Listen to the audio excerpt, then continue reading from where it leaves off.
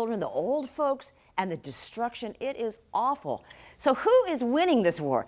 Let's talk with our First Coast News national security expert, Vice Admiral Rick Snyder, retired.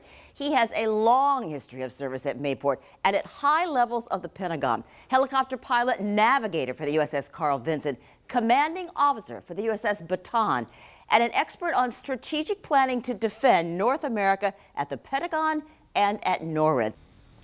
So thank you so much for joining us again, Admiral. And this is a complex question, is who's winning the war. But why don't we start this way? At this point, what surprises you? Well, the first surprise is that both sides are losing. On the Ukrainian side, what's surprising is the toughness, determination, and resilience of the Ukrainian people, all of them, not just the military. On the Russian side, it's the obvious lack of planning for this resistance and their inability to adapt to it.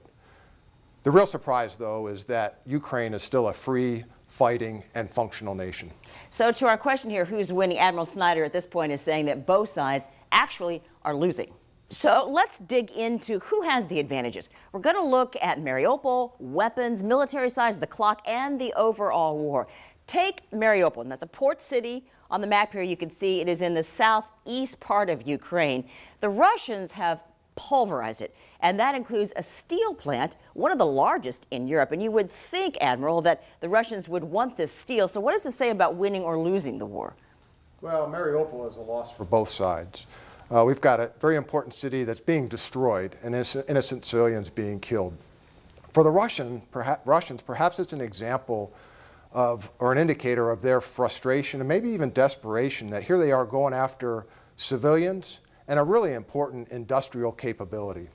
For the Ukrainians, it's a win. They've held Mariupol at a devastating cost, but it's still theirs. So in summary here, advantage Ukraine. They haven't lost this important city, but it is torn to shreds, as you mentioned. Disadvantage Russia. They are resources they've lost that they could have captured. Now those resources are destroyed.